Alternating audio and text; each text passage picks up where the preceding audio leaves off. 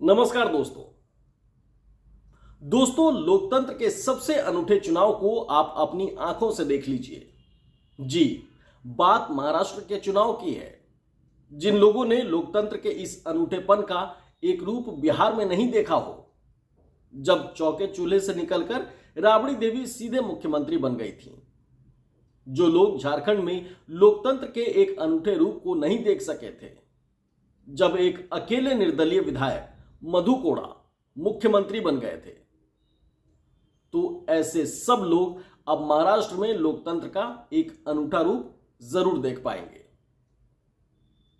बिहार और झारखंड में तो जो हुआ वो चुनाव के बाद हुआ, लेकिन महाराष्ट्र में तो पूरा चुनाव ही हैरान करने की राह पर बढ़ चला है। यहां 4 पार्टियों के 6 दलों में बदलने के बीजेपी के महायज्ञ को तो आप सब जानते ही हैं। उद्धव ठाकरे की शिवसेना को 2 दलों में बदलना और फिर शरद पवार की एनसीपी को भी 2 दलों में बदलना, आप लोकतंत्र का महायज्ञ ही मान लीजिए। अब ये 6 पार्टियां भी अपने अपने बागियों के साथ कई हिस्सों में नजर आ रही हैं। नाम वापसी की तारीख के बाद भी करीब करीब हर पार्टी के बागी नेता मैदान में उतर आए हैं और छोटी छोटी दर्जन भर पार्टियां और असल में सैकड़ों निर्दलीय प्रत्याशी अलग से। महाराष्ट्र में कुल 10,900 उम्मीदवारों ने पर्चा भरा था, 10,900 उम्मीदवारों ने, और कल शाम नाम वापसी के आखिरी वक्त तक 983 लोगों ने अपना नाम वापस भी ले लिया। 1654 लोगों के पर्चे खारिज कर दिए गए, यानी कुल 288 विधानसभा सीटों के लिए अब 8,272 उम्मीदवार मैदान में हैं और जनता को इनमें से एक अपनी सरकार चुनना है। हालांकि वो एक सरकार भी कम से कम 3 पार्टियों का गठबंधन तो होगा ही, क्योंकि महायुति में भी बीजेपी, शिवसेना शिंदे और अजीत पवार की एनसीपी शामिल है। इधर महाविकास आघाड़ी में उद्धव सेना, शरद पवार की एनसीपी और कांग्रेस पार्टी शामिल है। इन सबसे अलग जिस तरह नाम वापसी के बावजूद जिस तरह पार्टी के बागी नेता भी मैदान में उतर आए हैं, उससे नई सरकार के कितने पाए होंगे ये कहना मुश्किल है। और यही महाराष्ट्र के चुनाव को बिल्कुल अनूठा बना रहा है। और यह अनूठापन बड़ी पार्टियों और उनके दिग्गज नेताओं को डरा रहा है। डर इस बात का कि यह पूरा चुनाव पार्टियों के हाथ से निकलकर उम्मीदवारों के पाले में जाता नजर आ रहा है। जब कोई नेता अपनी पार्टी से बगावत कर निर्दलीय खड़ा होता है, तो उस नेता का भरोसा अपनी पार्टी से खत्म हो चुका होता है और उस नेता को टिकट ना देने का मतलब है कि पार्टी का भरोसा पहले ही उस नेता पर से उठ चुका है। पार्टी और नेता के बीच भरोसे की यह कमी जनता भी देख रही है। अब वोटिंग वाले दिन जनता पार्टी पर भरोसा जताएगी या फिर नेता पर, इस बात का कोई भी भरोसा नहीं है। कुल मिलाकर महाराष्ट्र का यह चुनाव भरोसे के जबरदस्त अभाव में लड़ा जाने वाला शायद पहला चुनाव बन गया है। इसका सबूत 6 बड़े राजनीतिक दल भी हैं। किसी भी पार्टी को यकीन नहीं कि वो अकेले दम पर सरकार बना सकती है, इसीलिए इतनी पार्टियां और सीट बंटवारा है। यानी पूरे महाराष्ट्र पर राज करने का ख्वाब तो हर पार्टी देख रही है, लेकिन पूरे महाराष्ट्र की जनता का भरोसा वो जीत सकती है, यह मादा किसी पार्टी, किसी नेता में नहीं है। उन नेताओं में भी नहीं जो मुख्यमंत्री बनने की होड़ में लगे हैं। भरोसे की यह कमी बीजेपी ऐसी सबसे बड़ी पार्टी भी अपनी जुबानी कबूल करती है, जबकि केंद्र से लेकर राज्य तक बीजेपी सत्ता में है और दुनिया की सबसे बड़ी पॉलिटिकल पार्टी भी है। लेकिन उसके बावजूद और डिप्टी सीएम देवेंद्र फडणवीस साफ साफ कबूल करते हैं कि वो अकेले अपने दम पर सरकार नहीं बना सकते।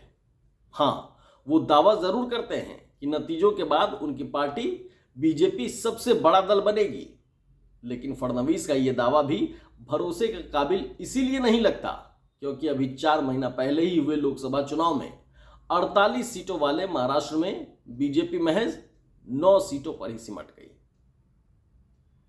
13 सीटों के साथ लोकसभा में कांग्रेस महाराष्ट्र की सबसे बड़ी पार्टी बनी। खैर, ये तो हुई लोकसभा की बात। विधानसभा में कांग्रेस अपने गठबंधन की सबसे कमजोर कड़ी है। तो फिर भरोसा किस पर किया जाए और कैसे?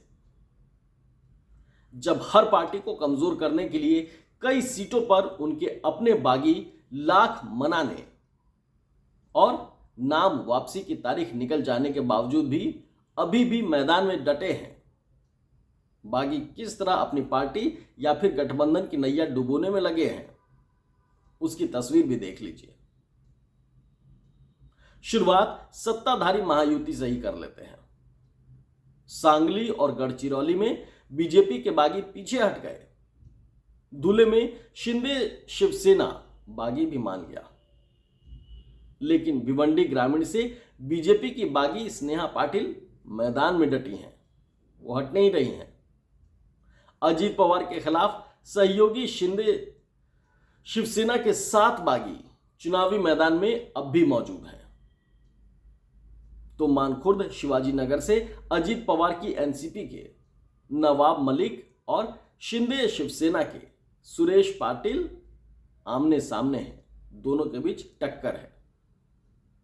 यहां से समाजवादी पार्टी के सिटिंग एमएलए अबू आजमी भी मैदान में है। अंडरवर्ल्ड से कनेक्शन के आरोपों से घिरे नवाब मलिक का बीजेपी भी विरोध कर रही है। कोल्हापुर चंद्रगढ़ बीजेपी अपने बागी नेताओं को यहां पर मना नहीं पाई है। नांदेड़ में शिंदे शिवसेना और बीजेपी दोनों के बागी मैदान में डटे हुए हैं। पुरंदर में शिंदे शिवसेना के बागी की चुनौती अपने ही सहयोगी अजीत पवार की एनसीपी सामने बनी हुई है। हालांकि अणु शक्ति नगर से नवाब मलिक की बेटी और एनसीपी अजीत पवार गुट की सना मलिक को जरूर राहत मिली है। यहां से शिंदे सेना के बागी ने नाम वापस ले लिया है। बीड आष्टी से बीजेपी का बागी बीजेपी के ही उम्मीदवार के खिलाफ मैदान में है। इसी तरह पुणे की जुन्नर में बीजेपी की बागी आशा बुच के चुनाव लड़ने को आमादा है। उन्होंने नाम वापस नहीं लिया। रिसोड में भी बीजेपी का बागी चुनाव लड़ रहा है। भोर से शिंदे शिवसेना के बागी उम्मीदवार ने नाम वापस नहीं लिया है। बेलापुर से बीजेपी की मंदा महात्रे के खिलाफ शिंदे शिवसेना के विजय नाहटा की बगावत कायम है। शिरडी से बीजेपी के दिग्गज राधाकृष्ण विखे, उनके खिलाफ पिपाडा भी मैदान में है। आरवी से बीजेपी के बागी पूर्व विधायक दादा राव केचे ने पांव पीछे खींच लिए हैं। उदगीर और यवतमाल की पुसद सीट से एनसीपी अजीत गुट और बोरीवली से बीजेपी के बागी ने भी नाम वापस ले लिया है। लेकिन जलगांव पाचोरा में बीजेपी का बागी उम्मीदवार अभी भी डटा हुआ है मैदान में। महायुति के करीब 36 सीटों में से 10 से 12 सीटों पर तो बागियों को तो मैनेज कर लिया गया है, लेकिन बाकी जगह बागी मैदान में डटे हुए हैं और अपनी ही पार्टी या फिर गठबंधन सहयोगी के लिए सिरदर्द बने हुए हैं। उधर महाविकास अघाड़ी में भी कुछ बागी तो मान गए, लेकिन कुछ अभी भी चुनौती दे रहे हैं। कांग्रेस के कस्बा पुणे, नागपुर ईस्ट और शिवाजी नगर से कांग्रेस के बागी उम्मीदवारों ने नाम वापस नहीं लिया है। नांदेड़ से उद्धव सेना और कांग्रेस अभी भी आमने सामने है।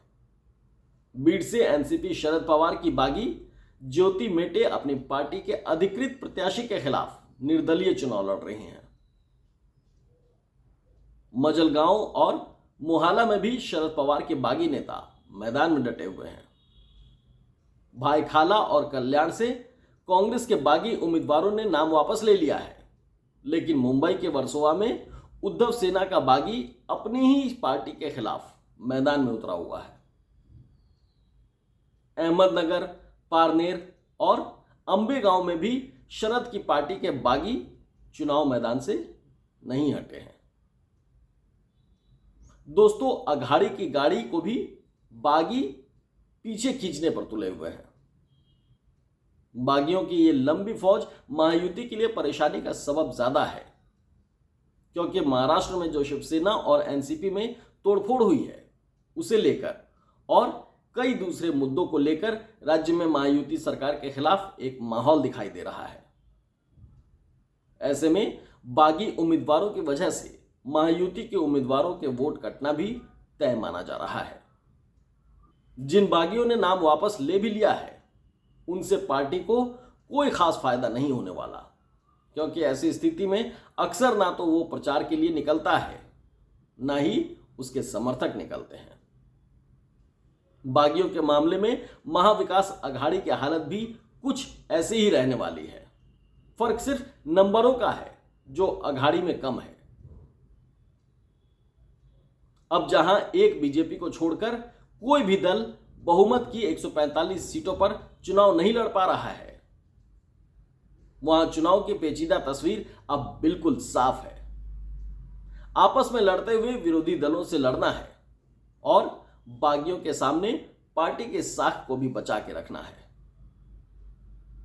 यह चुनाव इतना दिलचस्प हो चुका है कि कई सीटों पर इस बार बहुत कम मार्जिन से जीत और हार तय होने वाली है। नतीजों के बाद भी अदला बदली का खतरा बना हुआ है। ऐसे में नतीजे भी हैरान करने वाले हो सकते हैं। हालांकि सरकार विरोधी माहौल बनने की वजह से महाविकास अघाड़ी को थोड़ी एज जरूर मिली है, लेकिन उसका फायदा भी इस बात पर तय होगा कि राहुल गांधी, उद्धव ठाकरे और शरद पवार ने अपने उम्मीदवार कितनी समझदारी से उतारे हैं। मैंने पहले भी एक वीडियो बनाकर इस बात की आशंका जताई थी कि अगर माताजी फैक्टर यानी मेरा आदमी तेरा आदमी की सोच से महाविकास अघाड़ी दूर रही तो बाजी अपने हक में कर सकती है। लेकिन जिस तरह बागी मैदान में है उससे लगता है कि जितना महायुति फंसी है उससे थोड़ा ही कम महाविकास अघाड़ी भी फंसी हुई है। यानी अब फैसला पार्टी और उनके बड़े बड़े चेहरों पर नहीं होना है, सीट दर सीट उम्मीदवारों और उनकी साख पर ज्यादा टिका हुआ है।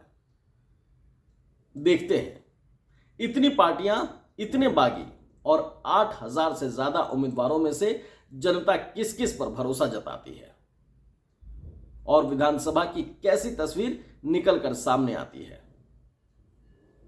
इस वीडियो में फिलहाल इतना ही। आपको यह वीडियो कैसा लगा कमेंट में जरूर बताइए और तमाम विश्लेषण की जानकारी आप इस वीडियो से पा सकते हैं। साथ ही अगर आपने वीडियो को लाइक और सब्सक्राइब नहीं किया है तो इसे जरूर कर लीजिए, ताकि तमाम राजनीतिक खबरों का पूरा विश्लेषण आप तक पहुंचता रहे। धन्यवाद।